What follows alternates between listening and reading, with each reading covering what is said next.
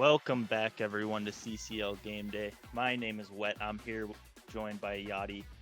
Hope everyone's been enjoying these games. We've had some great ones. We had a top 10 matchup earlier, and we have another one, a banger for us tonight. So, what do you think, Yachty? How are you doing? Yeah, I'm really looking forward to this match. It's a little disappointing to see something like this so early in the season, right? Like we want to see these two powerhouses a little more like fleshed out, a little bit later in the season. Skills more refined. But hey, I'll take a top 10 matchup. Twice in one day. So I'm looking forward to it. Yeah, absolutely. We had the coaches' poll results come out today, and uh, Longhorn Gaming came in at number 6. Lakeland came in at number 4.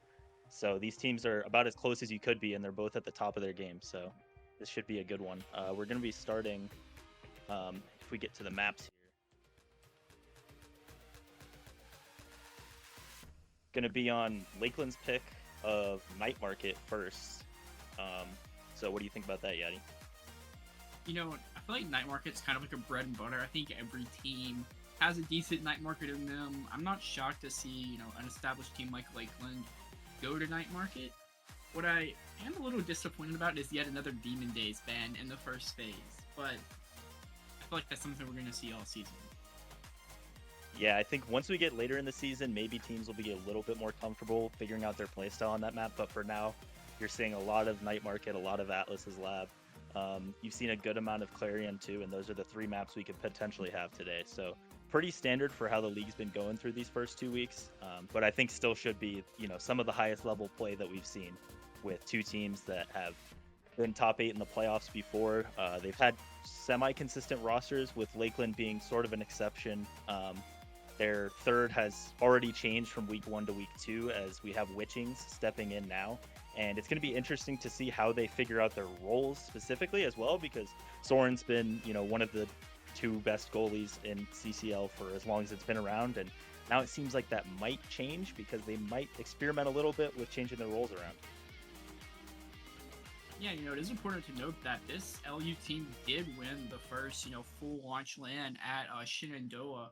Of course, their roles were swapped with Soren on goalie, but I mean, this team has experience together, and I'm sure they can, compete with LE. So I'm looking forward to a very close match right here. Yeah, so you see the bans there. Um, UT is going to pick up X with that first pick. I think definitely a deny onto Ethan, and they ban the Asher as well. Interesting to see the Mako ban from Lakeland. They did not want to see Maple on that pick, I suppose.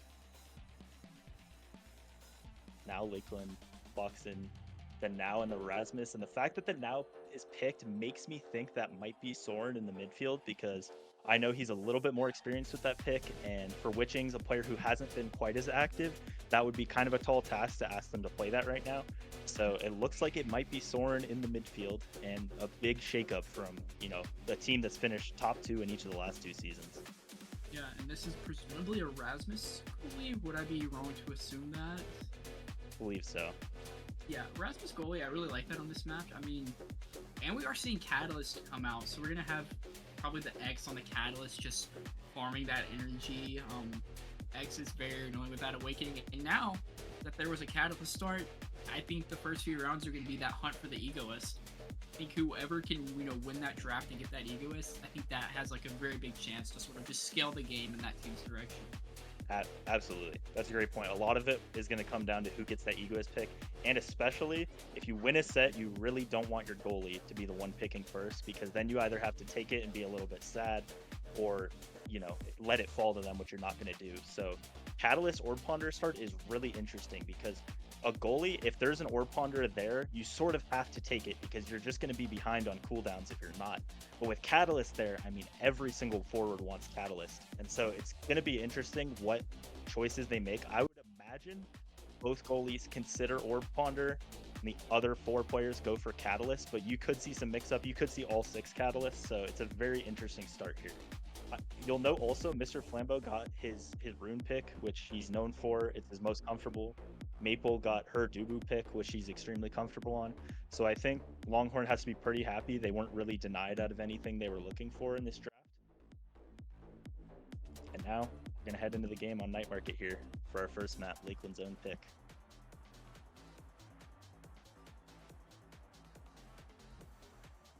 So yeah, it'll be interesting to see what they go with for the Awakenings. I'm sure they've been discussing that this whole time, or they're deciding right now. But you know, we already have the characters locked in there, as you can see on the screen. So we can't see the other side, but I believe it is Witchings in the goal box. So a big shakeup positionally from one of the best players in the CCL. We'll see what they can do with that. Soren in the midfield.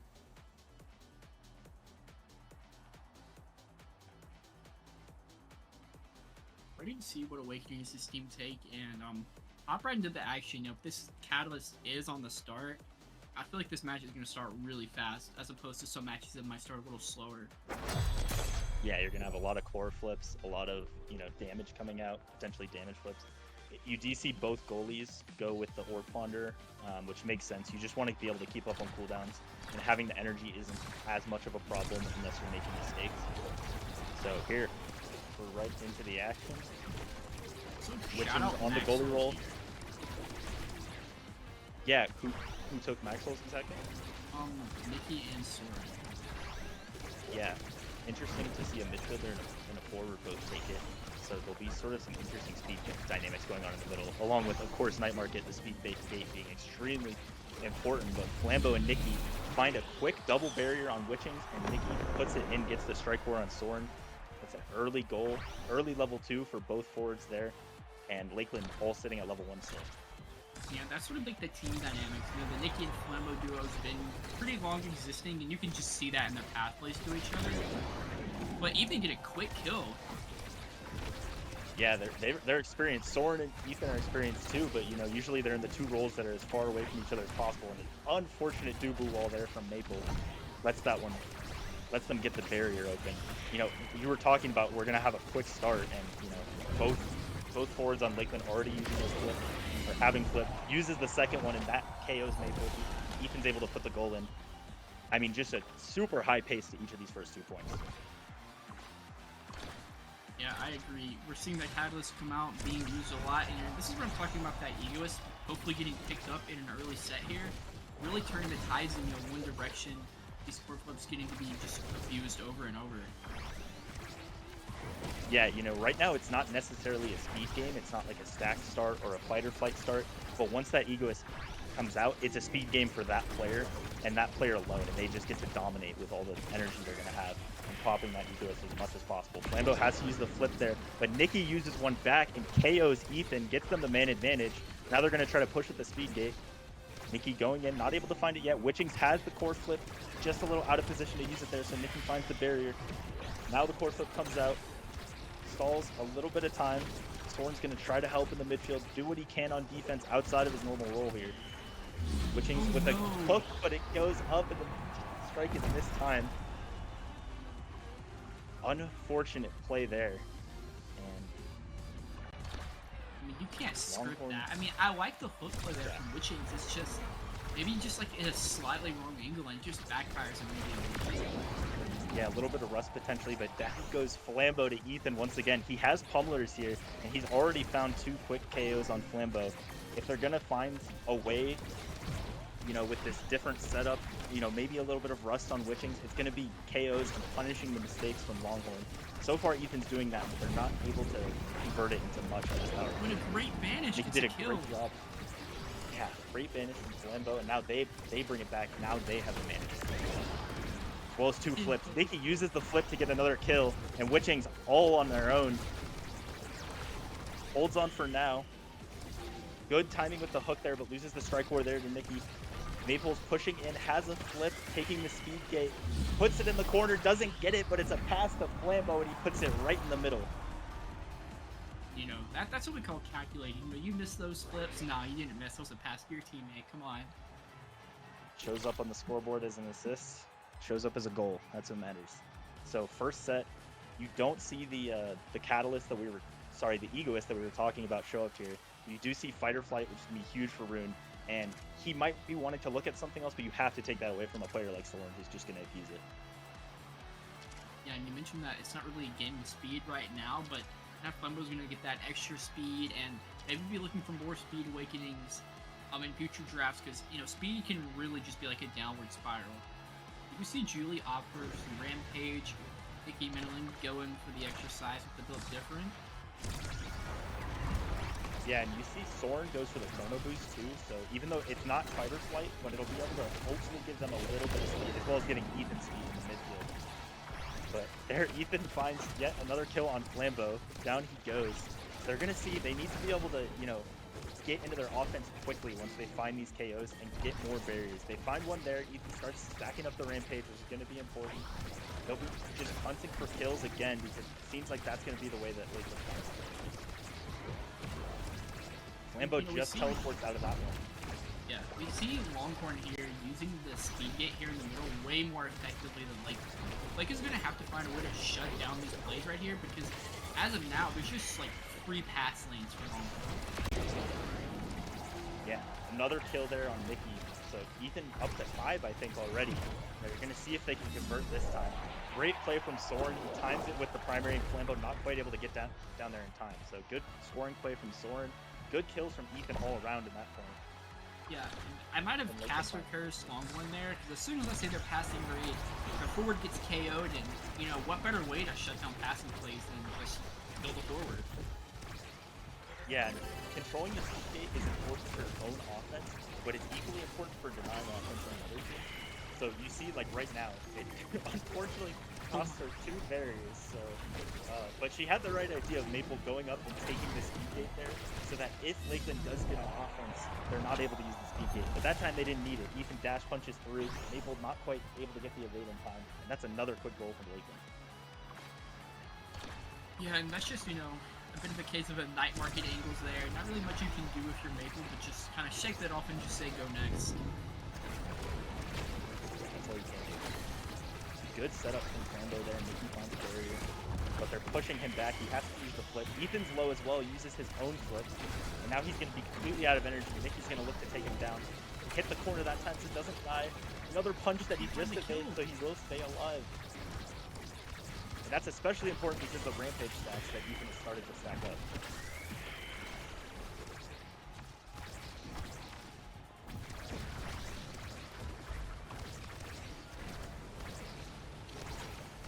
Still one barrier up on each side, and now Longhorn finds it.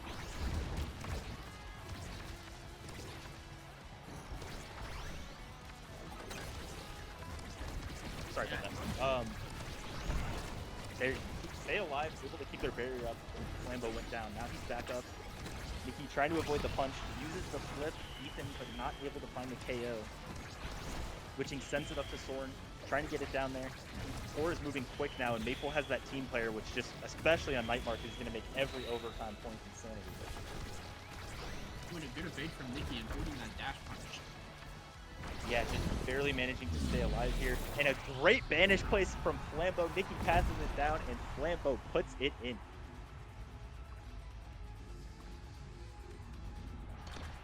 So they get a point back here. They stop Lakeland's 2-0 run. Gonna see if they can find this second set. And, you know, the chances just get higher and higher that Ego is showing up, which is gonna completely change this game.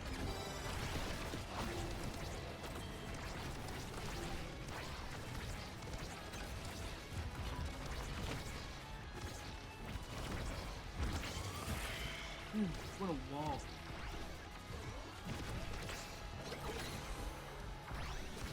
Maple pushing up, staying alive. You see Ethan just kind of doing that classic Juliet dance, looking for KOs on them. But right now, Flambeau finds another banish, gets both of them, and Nikki puts it in. Flambeau making it happen in the goal box. Another great play, and that is just such a hard play to react to when you have the banish right there. You're in your goal box, you're focused on your strike timings. All of a sudden, you can't play anymore. Great plays from Flambeau, finds them 2 goals. They might be able to reverse sweep this set and get all the momentum back. Foreflip finds itself in a weird spot in the middle there. They get 1 barrier. Now Lakeland trying to fight back. They lose 1 barrier there. Nikki and Flambeau pushing up, working this corner. Ethan goes for a dash punch but doesn't get it. Both barriers open now. This is a critical .5. Flambeau blocks off some of the passing lanes there. Nikki uses the flip, sends it down to the bottom, but a good save by Witchings. Another banish, but this time he gets the core. But Nikki finds a KO on the goalie. Flambeau passes it down, and Nikki puts it in. All 3 goals assisted by Flambeau. That Texas forward duo who have played together for a long time. They find all 3 goals there assisted, roar back, and take that second set. Now Rune's gonna find himself with just so many possible good awakenings here. Might hold off. No, and he opts for the hot shot right away. Yeah, I think you can't really go wrong there with Hot Shot. You would also consider it extra special because of how much value these banishes are finding. But Hot Shot gonna help you get cooldown. It's gonna do just as much. I think, you're kind of sad that you won these 2 sets and Egoist never showed up. But if you can get work done here, you don't have to worry about Lakeland getting it back. And Longhorn's just gonna try to keep doing what they've been doing, finding passing plays, finding good banishes, and just avoiding getting KO'd as much as they can. Ethan's been able to find a lot, but they haven't been able to do enough with them because of how well, they've been setting up on defense back. Able to save that at first, but Soren does find the second barrier. Yeah, and for any of you Flambeau wondering pushing why it. Soren's midfielding, he's actually got like a midfield account that you've probably seen in the ladder. The name is Awayuki Kokorone. Might have butchered that, but Soren's not necessarily new to midfield. He's just kind of doing what a CCL team needs best. But we see Ellie with another quick goal to start off the set. Yeah, great play by Flambeau there. Yeah, they're trying to switch it up to maximize the players that they have in the spots that they have. They're trying this out for this game. If it doesn't go their way, we'll see. I don't think they will change. I think this is their plan moving forward. But so far, enough can't be said about how Longhorn Gaming has showed up. They've been making great passing plays. Getting KO'd a little bit more than you'd like, but they're managing to hold on. They're just doing a great job all around on offense, making plays happen. Flambeau passes it up off the pillar. Nikki passes it in, and Flambeau puts it in himself. Yeah, and I understand where the Maka band comes from, but when you look at a player like Flambeau, I just find it very difficult to see why you would let his rune go through. And we're seeing just kind of a rune masterclass on display right here. Yeah, he's so comfortable on that pick, and I think letting it through, you have to reconsider that for, if once you get to map 2, whatever happens here.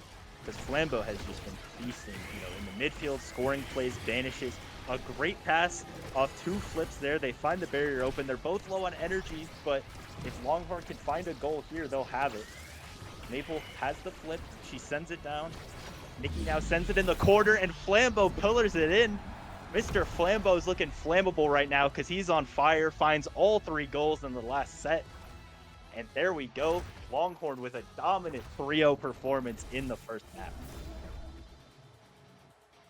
Yeah, and I'm ready to just look at these stats here. I mean, I just feel like Flambeau played out of his mind this game. Wait, you see the 6 KOs? Yeah, more goals for your midfielder than your forward, and that's no problem. 9 goals is 9 goals, and that's all you needed here.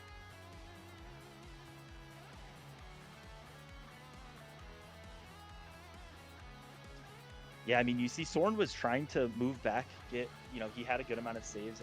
He was trying to help on defense, but I think Ethan, led the game in kills, led in damage, but they were just never able to, work that into a consistent offense enough. So we'll see what adjustments they have in store. One of them might be banning that rune.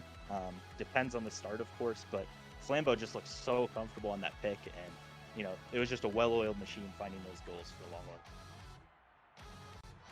Yeah, I mean, I agree. I also think that, Lakeland didn't play with his team last week. Maybe this match was just sort of working out the kinks, playing as a new team.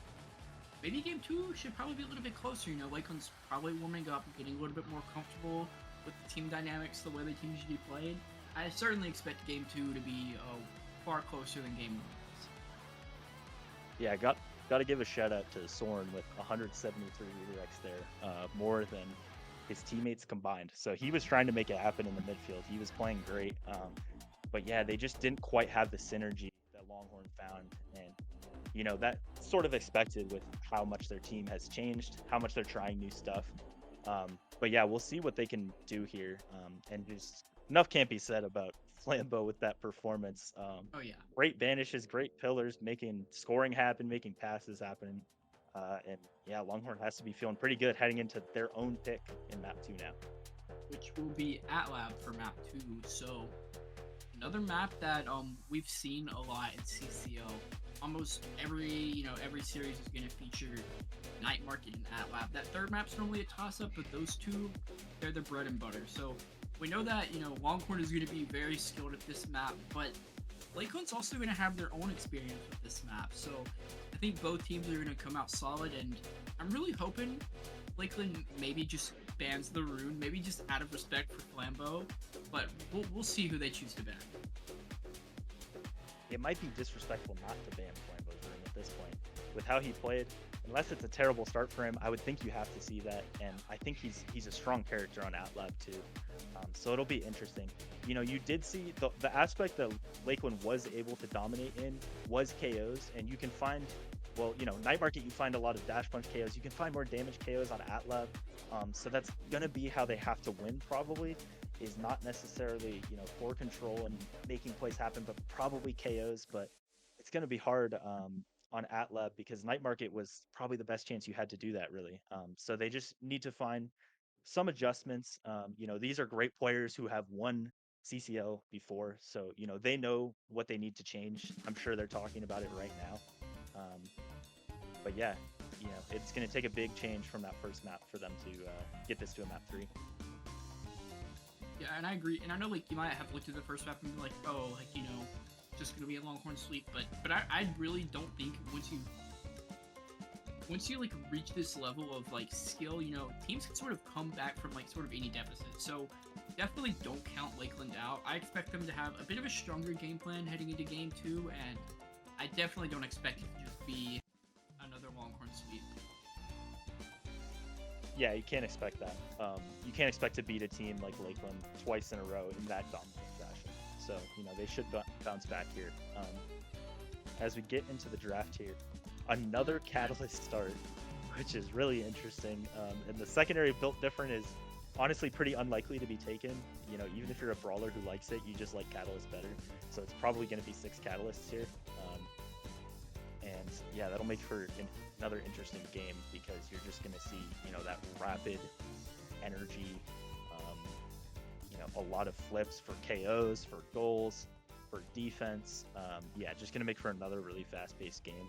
And considering UT just won with that start, they're probably pretty happy, even though a lot of players don't like to see this kind of start.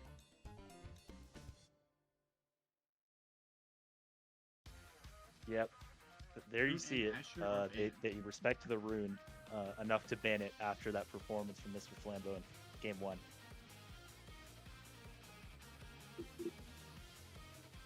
And you see UT is going to pick up the X with the first pick once again. Mako and Juno come out for Lakeland, so that's going to change it up. And Flambeau's secondary pick is Juno, so not only did they ban his Runo, but they're going to force him to a third pick here, and they're going to hope that's going to be the change that changes the tide of this game. So you see Rasmus pick come out of UT. That's likely the goalie. And the Amy, which is definitely a third pick for Flambeau. He's off the comfort. He was on super comfort in game 1, and now you force him to his third pick. So they hope that's going to be what changes this. And, they could be right because Flambeau kind of dominated that first game. Yeah, looks like almost a completely new team for both teams. All new strikers, maybe some duplicates, but except for the X, everything but the X. Yeah, but except for the X, we are seeing Flambeau force off that comfort pick, so we'll be very interested to see how that plays out. Of course, out as a creation spammer, creationist spammers could pick up any creationist character sort of on a whim there, so Flambeau's still gonna have a very strong presence in this game. Sure, it's not gonna be the rune. I mean, we all know that really good rune players are just amazing at rune, but we're still gonna see this very strong presence on this Juno. I'm imagining it's Flambeau, so I think banning the rune was the right call, but he's still gonna be very strong in this match. Yeah, it'll be definitely a different kind of game. They might have to try different things on offense, but they have all the momentum in the world. They have to be feeling good after that first one. I imagine you're going to see 6 Catalysts out here. Oh, but they were the wrong way around. It's Flambeau on the Juno. So that's what I was scratch everything we said. He's on his second pick. He's pretty comfortable on the Juno, but they did force him off of the Rune, which is important. So yeah, you're gonna see Witchings back on the Rasmus, Soren on the Amy, which he's played a lot in the gold box, so he's got to be extremely comfortable with, and Ethan on X, which is his main pick. So this has to be a comp you really like for Lakeland, and for Longhorn, you know, you're on comfort, you're on picks you're comfortable with. You do see the Mag Souls coming out from Nikki Miniland, which is one of her favorites. You know, not a lot of brawlers run it, especially on a map like Atlab. So we'll see how that affects the gameplay here. But we're loaded in. Get right to it. You know, you normally expect these games to start off a little slower, but with 6 Catalysts, I mean, there's about to be flips flying off the wazoo before some players even have their ults out. So.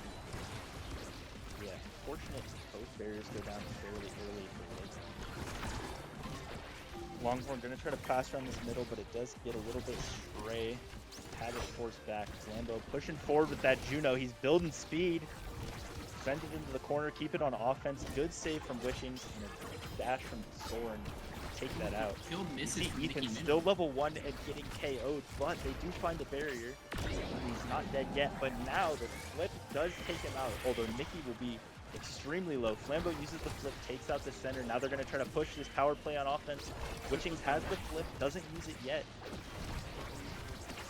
Good job to stall that out, let Ethan get back. A good primary for Maple, almost sets up a goal there, but not quite. Gonna have to win this strike war against Flambeau, but he's quick enough with the slicks to run up and get that.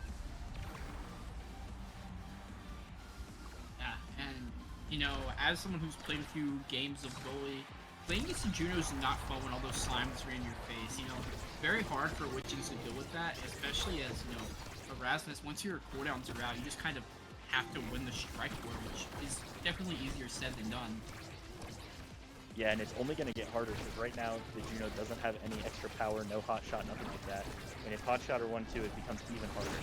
So, you know, right now you're going to try to take advantage of that core speed not being quite as much as the Rune or as a Juno could be. Ethan wasn't really able to find much in the first point from getting KO'd, but wow, what an ankle, goes all the way around, finds the barrier, and then the ult from Nikki Middleton puts it in.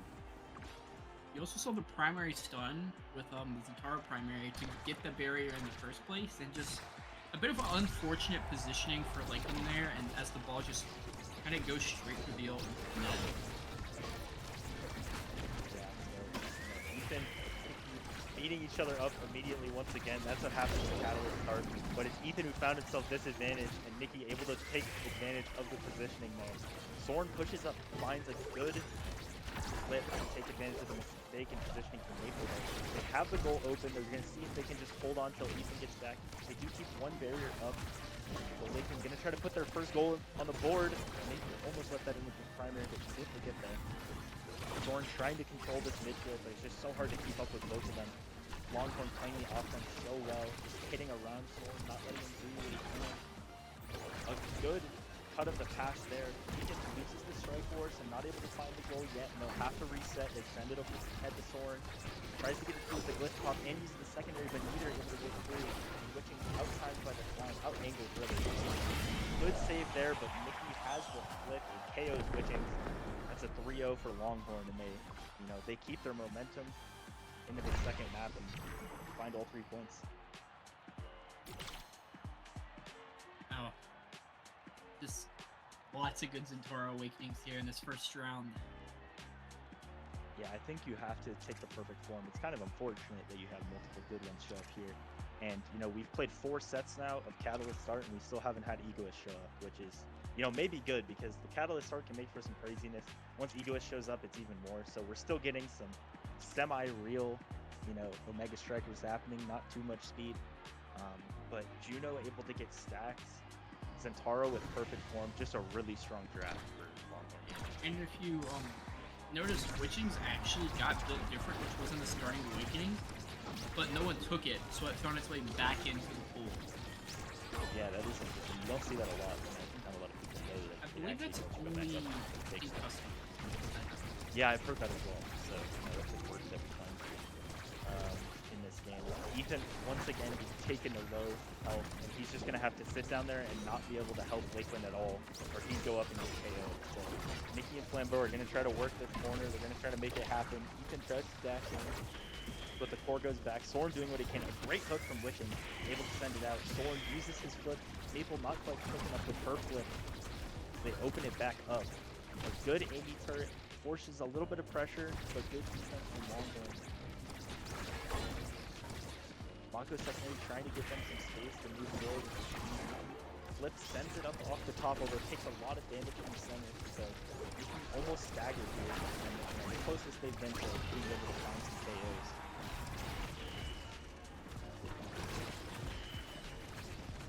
Still they're not able to get the core. Yeah.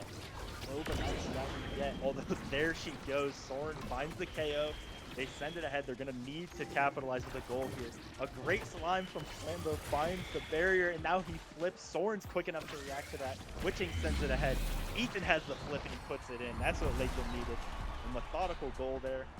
All three pass it around, and Ethan puts it in. And that's where we're seeing Lakeland struggle. They can get these kills, but they really haven't been capitalizing on them yet. If they continue to play like that, getting those KOs, finding a way to just get the core around the field and do that forward, it'll be a lot closer match and way harder for Longhorn to stand this. Yeah, Soren uses the core fit there, finds the first barrier. So you have one barrier on each side. Witching's gonna have to burn her own, but Nikki, with the youth, out times that one. Dashes in and finds a KO, now passes it up to Flambeau. Good hook from Witching, but it's just too much. There's too many strikes in there. And Longhorn get a goal back, tie the second set up at 1-1. And, that's a very disciplined play by Nikki there. I feel like a lot of forwards probably would have just flipped that to confirm the goal. But she knows that, she's winning that strike where Flambeau's in position to sort of back her up there. And now she has a whole flip going into this next play. Yeah, you just didn't need to burn anything. Now they keep their energy economy strong because they have the whole time. That's how they've been able to force, Ethan out of position. You see, he's only level 3, and it's really just because they beat him up and he has to stay back. Nikki flips it, finds the hole in between them. Actually, Flambeau primaries that one in off the flip. Great play there. And they find a second goal. Now they have, a chance to take this second set, their 5th set in a row in the series. Great hold here from Maple, keeping the ball in the corner. First barrier goes down. Yeah, now she's able to pass it ahead and use the secondary, get them the extra size, and Nikki finds the barrier. Flambeau and Maple have flips, so if they play their cards right here, they should be able to capitalize. Flambeau passes it ahead. Nikki using the dribble, sends it to Flambeau. Witching has to use their flip. Maple still has her own. Ethan's back there beating her up a little bit, but Nikki dashes in, finds the strikes. And that's a second set, a 5th set in the series for Longhorn. Nikki first pick in the draft again. Still you up for fighter flight here?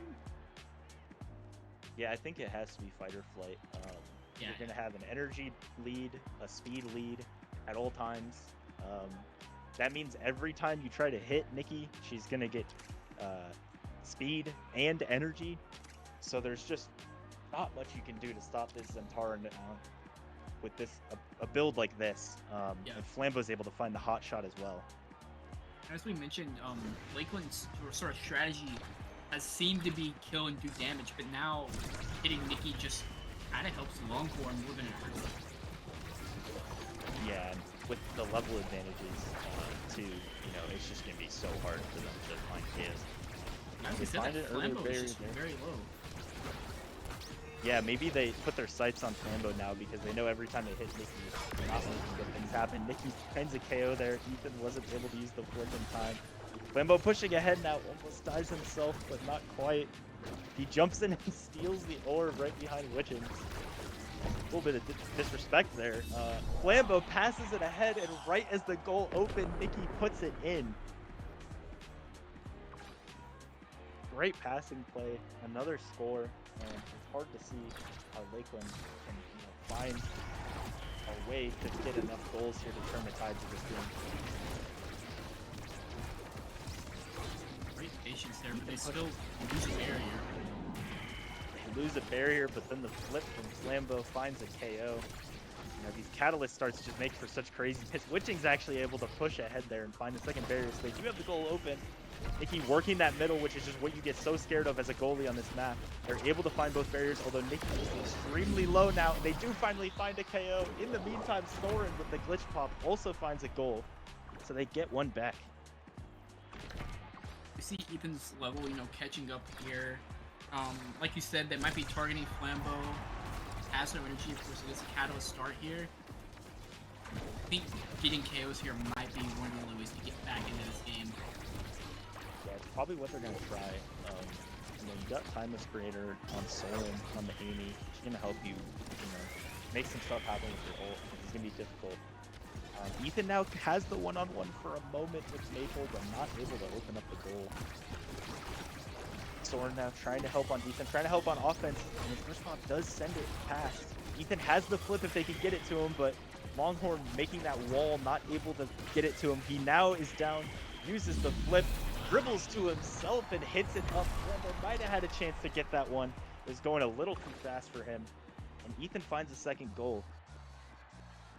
Yeah, and I mean, if you're Maple and Flambeau there, I don't think you expect that dribble there. That's just a great mix-up from Ethan, especially because he's kind of just been hitting it straight at them, but here we see both barriers go down. Yeah, great mix-up. They did find quick 2 barriers. Flambeau not able to get it with his flips, so they'll live on for now. Soren flips, but the ult from Nikki immediately matches it. You see that hot shot speed. Flambeau almost finds a goal there. They're timing their strikes extremely well here, but Flambeau off the pass from Nikki. Low ego play, passes it down, and Flambeau puts it in the corner. So now, series point for Longhorn Gaming. We're gonna see what they can do. Flambeau looking for it. Nikki uses the flip, finds one, but it goes around twice. A Sad Boys angle twice there, so they're not able to open the goal yet. They're low on energy. Lakeland, if they have a chance, it's off 2 Sad Boys angles in a row, just like that. They're defending for now, but they mistime their strikes there. Soren doing what he can, but Flambeau steps in, wins the strike war, and that's a quick 2-0, 6-0 in sets for the Longhorns in this top 6 matchup. And what a performance, what a statement win. Wow.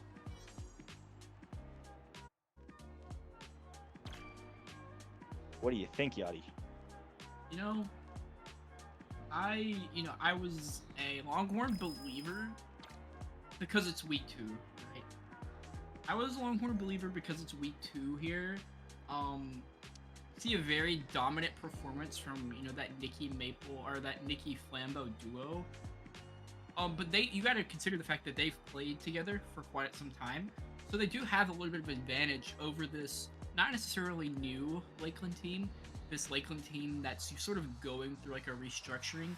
All the players on that team are amazing, but they're gonna have to get used to playing with each other in these different roles, right? Instead of Soren's no longer in net, and they have a completely new player. They're sort of just gonna have to work those kinks out, and I think if you show me this match in a couple months, like in playoffs, I think it could certainly go more Lakeland's way once they have more time together. Yeah, absolutely. You see Nikki able to find her ego back a little bit there and at least outscore Flambeau this time, 5-4. But I mean, a great performance from both of them, and Maple did what she had to do, holding it down great as well. Only 3 goals on that map, and I believe 3 goals on the first map from Lakeland. So, overall your score there is 18-6 as far as goals. So just a dominant performance from the Longhorns. Like we said, a statement win. And, Lakeland will have a lot to learn from this. It was sort of a building week no matter what. They would have loved to win, and I'm sure they're disappointed. But they're going to be able to learn from this. They're going to keep refining their roles, what they're doing with this, new and changing roster. And Longhorn just, moves in 2-0. Has to be feeling great. You got a tough pull in week 2 to get Lakeland, but, you survived it. Now you're 2-0, and you get to be on top of the world and have all the momentum in the world, beating a team that's finished first place and second place in the last 2 seasons. Yeah, I mean, definitely not trying to discredit Longhorn. You still took down, a CCL champion, an amazing team, and this Longhorn team is, looking even better than they were last season. So I'm expecting this team to, for sure, just make a great playoffs run. But for now, all about them regular season games, and now Yeah, that and they're going to be playing some other 2-0 teams. yeah, and I mean, as great of a performance as as great of a performance as it was from Longhorn, you might feel bad about Lakeland going into this, but they'll be back. They're seasoned veterans, and they'll know exactly what to work on. So they're going to be feeling good. Then, did you have something to tell us about Yachty? Yeah, so if you check chat right now, you see Dylan dropping the CCL Texas Cup. Check that out. Some more CCL action. You can never get too many games. And, I mean, everything's bigger in Texas, am I right? That's what they say, including the upsets. And what a game we had tonight. So thank you everyone who watched all day. We had CCL game day. We had 3 fantastic matches, a couple of top 10 matchups, and just great job.